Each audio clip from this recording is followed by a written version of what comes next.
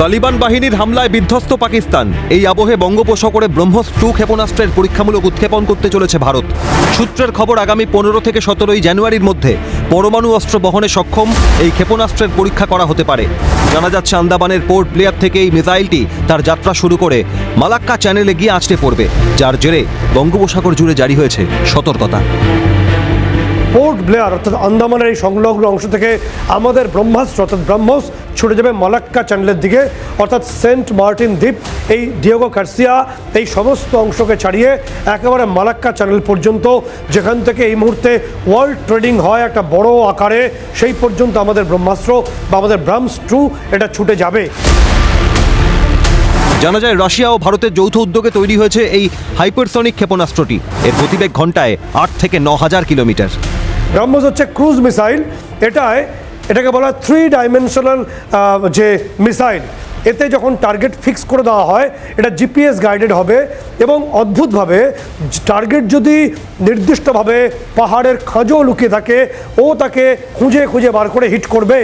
এবং অনেকে একে বলে যে পাইলটবিহীন এয়ারক্রাফট। আমরা রাশিয়া এবং ভারত যৌথভাবে আমরা এই ব্রহ্মসকে বানিয়েছি। মূলত ব্রহ্মপুত্র নদী এবং রাশিয়ার মস্কোভা নদী, এই দুটোর নাম দেওয়া হয়েছে BrahMos missile 2 hypersonic version. BrahMos 2 হচ্ছে 7 or 8 ম্যাক স্পিড, অর্থাৎ 7 অথবা 8 ম্যাক স্পিড, মানে ঘন্টায় এটা 8 থেকে 9,000 কিলোমিটার স্পিডে এগিয়ে যায়। পৃথিবীতে কোনো এয়ার ডিফেন্স সিস্টেম নেই যেকে আটকাতে পারে। এই অবস্থায় ব্রহ্মস 2 ক্ষেপণাস্ত্রকে নিয়ে আতঙ্কে ঘুম উড়েছে পাকিস্তানের। উদ্ভূত পরিস্থিতিতে মিয়াচুন্নুর আতঙ্ক গ্রাস করেছে পাক সেনার অন্দরে। এই অবস্থায় ইসলামাবাদ জুড়ে জারি করা হয়েছে হাই অ্যালার্ট। যে ইসলামাবাদ জুড়ে ইতিমধ্যে হাই অ্যালার্ট জারি করা হয়েছে তাদের এয়ার স্পেসে। সেই ছবি সকাল থেকে আমরা দেখছি যে ইসলামাবাদের এয়ার স্পেসে হাই অ্যালার্ট। একাধিক রিফুয়েলিং এয়ারক্রাফট ঘুরছে তাদের এয়ার স্পেসে, কারণ পাকিস্তানের মধ্যে একটা মিয়াচুন্নুর আতঙ্ক ঘুরে বেড়াচ্ছে। বছর দুয়েক আগে তখন পাকিস্তানের নির্দিষ্টভাবে আমরা হরিয়ানা থেকে ব্রহ্মসকে নিক্ষেপিত করি এবং এখান থেকে রাজস্থানের ওপর গিয়ে 3 বার, একটা গাড়ি যে ইউটার্ন নেয় 3 বার ব্রহ্মস ইউটার্ন করে আমাদের এয়ার স্পেস থেকে পাক এয়ার স্পেসে ঢুকে পড়ে। এরপর 3 মিনিটের মধ্যে মুলতানে পৌঁছে সেখানে মিয়াচুন্নুতে একটা জঙ্গি ঘাঁটি এবং একটা বেআইনি অস্ত্র ফ্যাক্টরি ছিল, তার উপর আছড়ে পড়ে। উইদাউট এনি যে আর্মস ছিল, উইদাউট আর্মড এই মিসাইলটা আমরা পাঠিয়েছি নির্দিষ্টভাবে, এবং সেটা পুরো ধ্বংসস্তূপে পরিণত হয়। পাকিস্তানের সেনাবাহিনী বুঝতেই পারেনি তাদের যে সস্তা দরের যে চাইনিজ এয়ার ডিফেন্স আছে, যে কোথা থেকে এই ভারতীয় ব্রহ্মস চলে আসলো। ঘটনার 3 দিন পর তারা কোর্ট অফ এনকোয়ারি বসায়, তারপর তারা বুঝতে পারে কি ঘটনা ঘটেছে। ভারত বলেছিল দুঃখজনক ঘটনা। A high-speed flying object was picked up inside Indian territory by Air Defence Operations Center of Pakistan Air Force. Whatever caused this incident, it is for India to explain. Being a responsible nation, हम इसके ऊपर कोई किसी किस्म की इश्ताल अंगेजी या कोई इस तरह की चीज नहीं कर रहे. Whatever has caused this, we will wait for an explanation from the Indian side. That is where I will stop right now. জানা যাচ্ছে এই হাইপারসনিক ক্ষেপণাস্ত্রটি 3 ভাবে উৎক্ষেপণ করা যায়। অন্যদিকে জলসীমাতেও ভারত তার শক্তি বাড়াতে চলেছে বলে সূত্রের খবর।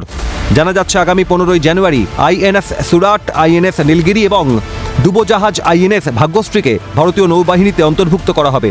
সেই সঙ্গে যুদ্ধবিমান বহনে সক্ষম আইএনএস বিশাল ওই দিন ভারতের হাতে আসছে বলে সূত্রের খবর। এটাকে আমরা সাবমেরিন থেকে উৎক্ষেপণ করতে পারি, এটা আমরা সুখোই থেকে করতে পারি, অথবা যেখানেও যুদ্ধ জাহাজ থেকেও করতে পারি। কারণ আইএনএস সুরাত অর্থাৎ P-15B যুদ্ধজাহাজ আমরা আমাদের ইনক্লুড করতে চলেছি ওই দিনকে। একই সঙ্গে আইএনএস নীলগিরি এবং আমাদের যে সাবমেরিন আইএনএস ভাগ্যশ্রী, এবং একই সঙ্গে রাশিয়ার তৈরি যে বিশাল এয়ারক্রাফট ক্যারিয়ার যে যুদ্ধ জাহাজ আমরা পেয়ে গেছি হাতে, সেটাও কমিশনড হয়ে আমাদের কাছে 15 জানুয়ারির মধ্যেই আসছে আইএনএস তোশিল। যার জেরে ঘুম উড়েছে ভারতের শত্রুপক্ষের। উদ্ভূত পরিস্থিতিতে একদিকে বাংলাদেশের ব্যবসা বন্ধ হওয়ার মুখে, অন্যদিকে তাদের বন্ধু দেশ পাকিস্তান আতঙ্কে রাজস্থান ও পাঞ্জাব সীমান্তে বিপুল পরিমাণে ট্যাঙ্ক মোতায়েন করেছে। পাশাপাশি সীমান্তে অ্যাটাক হেলিকপ্টার ও ড্রোন মোতায়েন করা হয়েছে পাকিস্তানের তরফে। ফলে একদিকে ব্যবসা লাটে উঠেছে, আর একদিকে নির্দিষ্টভাবে পাকিস্তান আতঙ্কে রাজস্থান সীমান্তে এবং পাঞ্জাব সীমান্তে ব্যাপক পরিমাণে ট্যাঙ্ক মোতায়েন করেছে এবং এয়ারক্রাফট অ্যাটাক, যে এয়ারক্রাফট অর্থাৎ হেলিকপ্টার নিয়ে এসছে এবং একই সঙ্গে ড্রোন নিয়ে এসছে পাঞ্জাব এবং আমাদের রাজস্থান সীমান্তে, এবং ইসলামাবাদ জুড়ে জারি হয়েছে হাই অ্যালার্ট এয়ার স্পেস জুড়ে, ফলে আতঙ্কে চলে গেছে পাকিস্তান। ভারতের এই ক্ষেপণাস্ত্র পরীক্ষার কর্মসূচি পড়শি দেশের জঙ্গিদের কাছে বার্তা বলেই মনে করছেন পর্যবেক্ষকরা। ঘুড়ি খেলা এর মতন আমরা, তুমি হ্যাঁ ঠিক আছে ইয়ে করে যেতে চাইছি, তুমি দেখি তোমার কত দম আছে। যখনই যদি তুমি বেশি বদমাইশি, বেশি তোমার ধৈর্যের সীমা যদি ভেঙে ফেলো, তখন কিন্তু ভারত এই যে ব্রহ্মোস টাইমিংটা যেটা আপনি জানাচ্ছেন, টাইমিংটা একেবারে বার্তা। আর আনসারুল্লাহ খুবই ছোটখাটো ব্যাপার, আনসারুল্লাহ বাপেরা যাদের আছে তাদের কাছেও বার্তা যে দেখো আমরা তোমাদের কি করতে পারি, ডোন্ট মানে লিমিট ক্রস ইউর লিমিট। ভারতের এই ক্ষেপণাস্ত্র পরীক্ষার কর্মসূচি পড়শি দেশের নেতাদের মধ্যে আতঙ্ক ধরিয়েছে। স্বভাবতই প্রশ্ন উঠছে যে ক্ষেপণাস্ত্রের ক্ষেত্রে ভারতের এই শক্তি বৃদ্ধি কি আতঙ্কে পাকিস্তান? সেজন্যই কি সীমান্তে হাই অ্যালার্ট জারি পাকিস্তানের? প্রশ্ন ওয়াকিবহাল মহলের।